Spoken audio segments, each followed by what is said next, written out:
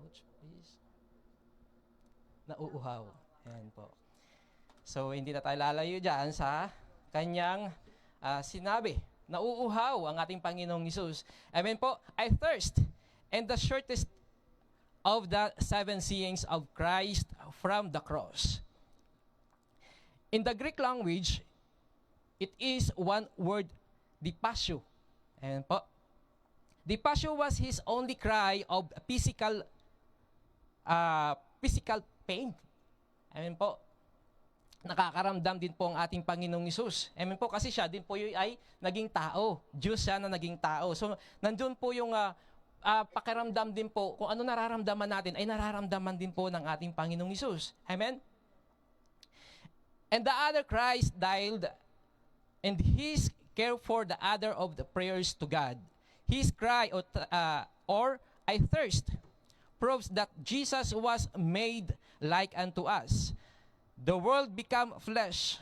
The sayings, I thirst, tell us that Jesus suffered as a human being. Jesus suffered thirst, a real body. Amen po. So, ang sabi ng Panginoong Hesus, amen po, na sa kanyang ikalimang salita, amen po, na siya po ay nauuhaw. Amen po. Upang po maibigay or yung maganap ang nakasaad or nakasulat or sa scripture. Amen po. Na yan po ay nakatalaga po talaga sa ating Panginoong Hesus. Amen. So, ang sabi po, amen po, I thirst, the scripture be fulfilled. Amen po. Saan po natin matatagpuan? Ihimay-himayin po natin ang salita ng ating Panginoong Hesus. Kung papaano po, bakit po ba nasabi ng ating Panginoong Hesus? And 1 Corinthians chapter 15 verse 3, ang sabi ni Hesus dito, si Kristo namatay dahil sa ating mga kasalanan. Amen po. Bilang katuparan sa sinabi sa kasulatan. Amen po. Na-fulfilled po ang scripture in 1 Corinthians. Amen po? 1 Corinthians. Ang sabi ng Panginoong Hesus dyan. Amen po?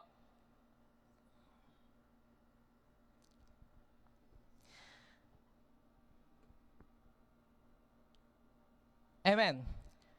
Una po, sabi niya dito, this refers for the purpose of his death or for our sin. Yan nga po, sabi niya po dyan. Ang purpose po kung bakit po namatay ang ating Panginoong Hesus, amen po, dahil po sa ating mga kasalanan. Amen po. Maliwanag po yan. Alam na po natin yan. Paulit-ulit na lang po natin na nakikinig sa maraming preacher na namatay ang ating Diyos dahil po sa ating kasalanan. Pero hindi pa rin natin maiiwasan na bakit ang kulang pa rin ng ating faith para sa ating Panginoong Hesus. Alam na natin na ang Diyos ay namatay para sa atin.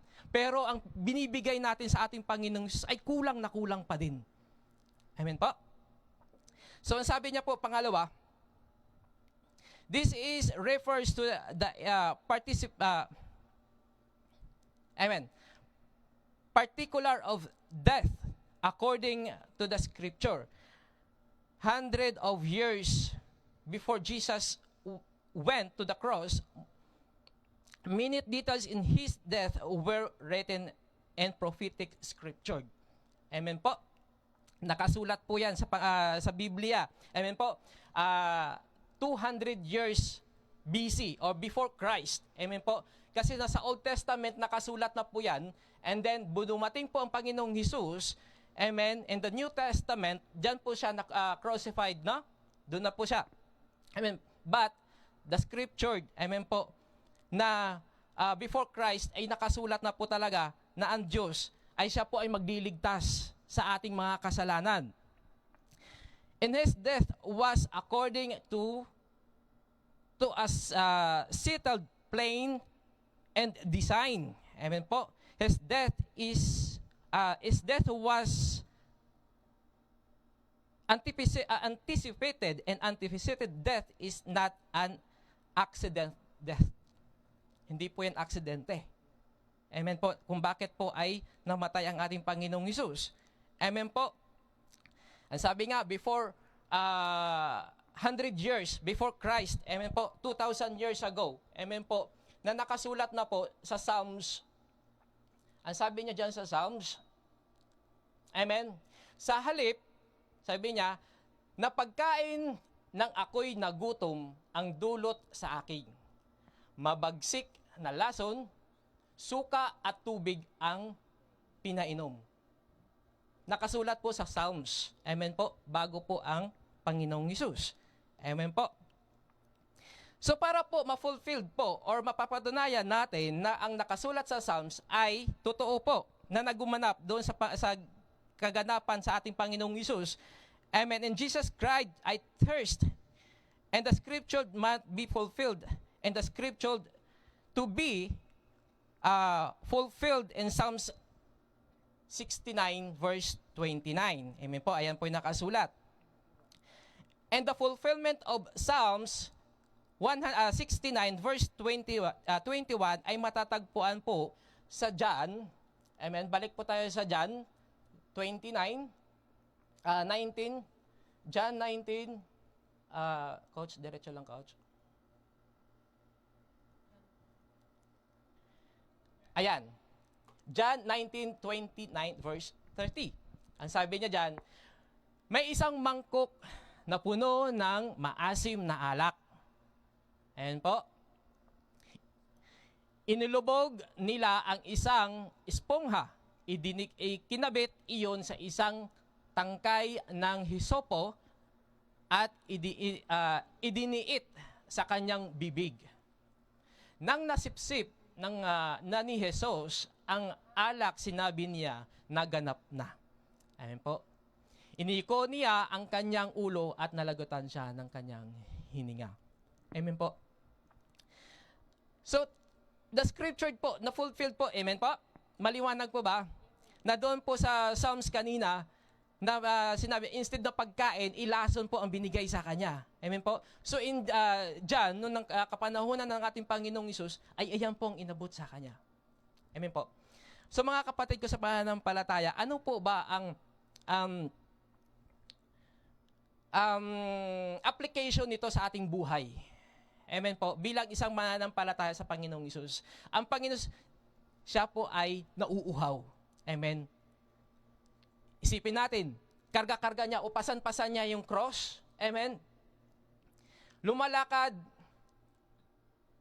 uhaw na uhaw, ang init, hinahampas kung ano pa yung mga masasakit na bagay, salita, pandudura, pangungutya.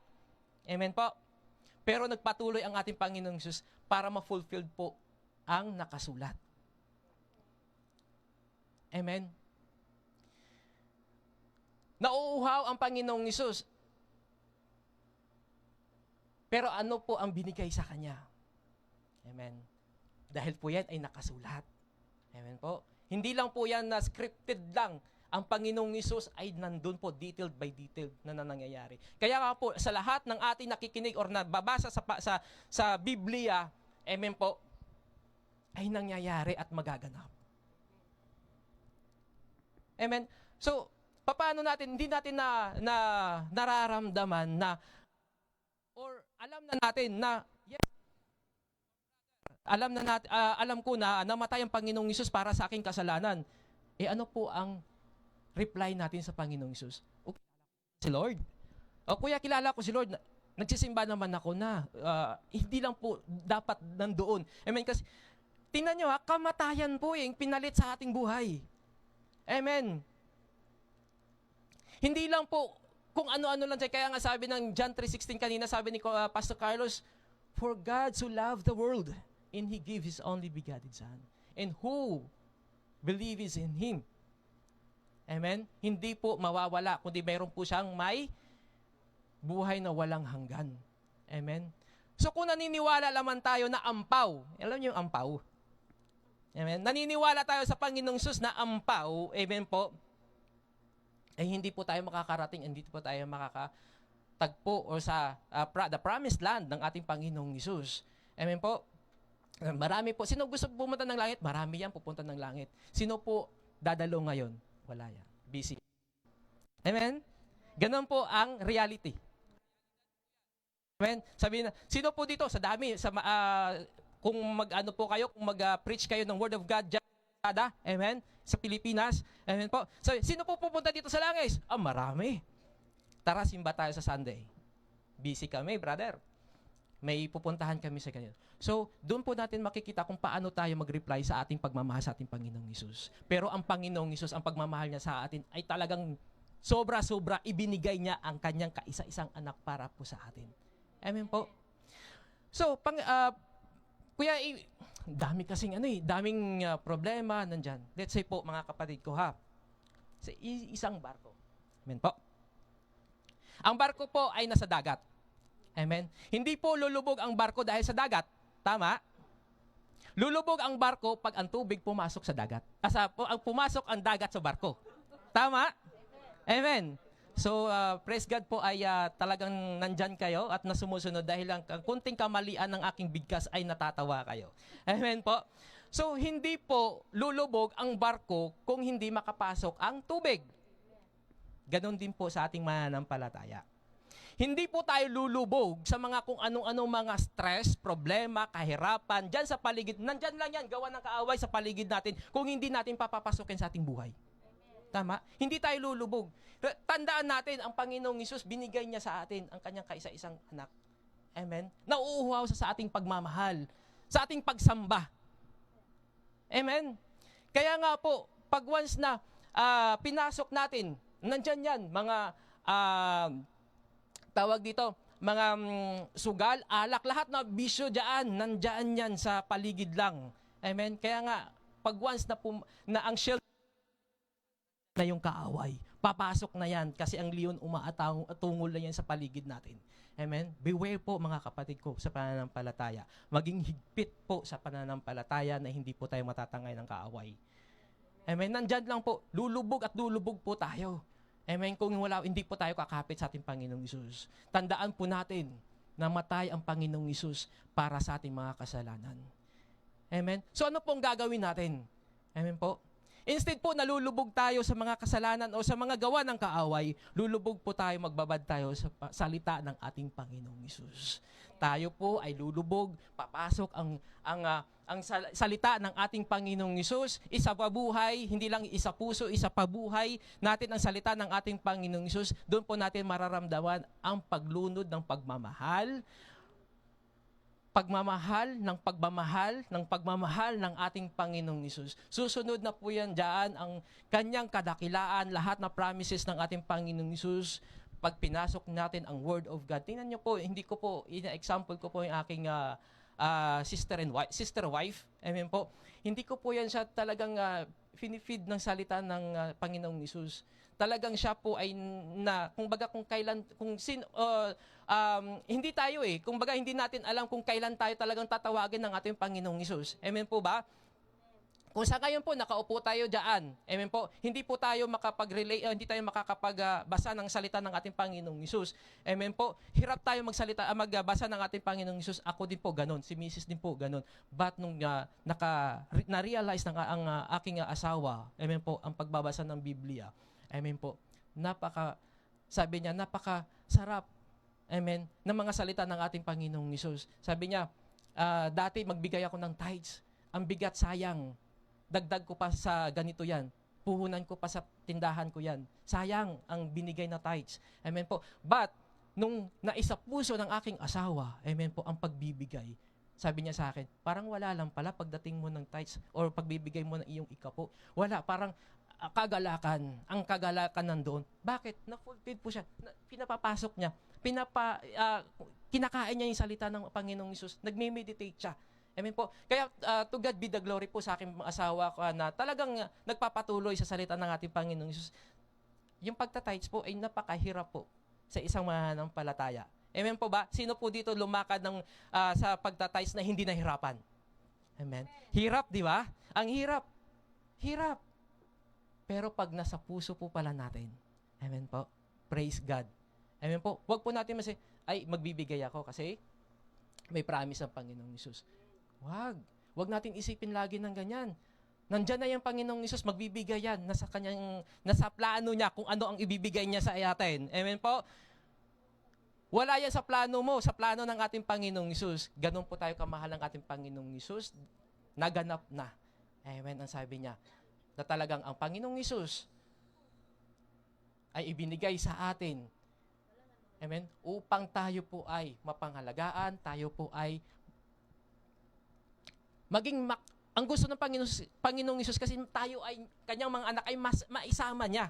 Amen? Kaya nga, ibinigay niya ang kanyang kaisa-isang anak. Amen? Kasi yun po ang kagustuhan ng ating Panginoong Isus. Bagkus po, talagang ang ating pong pride pag nandyan. Pag ang ating pong, hindi po tayo nagpapabago sa ating Panginoong Isus. Amen po? Let's say, kanina, ang saya-saya ng awitin. Ang saya-saya. Hindi ka nasasayahan. Bakit? Dahil meron pong kabigatan. Amen. Ano po yung mga kabigatang problema? Amen. Nawalan ka ba ng trabaho? Amen. Natural lang yan. Lahat tayo nawawalan ng trabaho. Mararanasan po natin yan. Problema, financial. Lahat naman tayo mayroong problema financial. Amen po. Sakit. Sa families. Amen. But don't forget, we have a Jesus Christ died from a cross for us. Amen? Para sa atin po, namatay ang ating Panginoong Isus. Huwag po natin na God is able to give kung ano man ang mayroon ka na pangangailangan mo na ang alam ng Diyos na para sa'yo. Na hindi mo ikakapahamak, hindi natin ikakapahamak. Ibibigay ng ating Panginoong Isus. Kaya nga, unahin po natin ang Panginoong Isus. Huwag yung, pupunta ako ng church kasi iba yung ating mindset, no? Na, meron doon mga ate, meron doon mga kuya. Amen po. Pumunta tayo dito para makapagtagpo ang ating Panginoong Isus. Amen. Makapag-worship, makapag-pray. Amen. Lord, ang dami kong problema. Pero kaya ko to, Lord, kasi sabi ng iyong salita, wala kang ibibigay na problema pag hindi natin kaya. Amen. Amen. To God be the glory.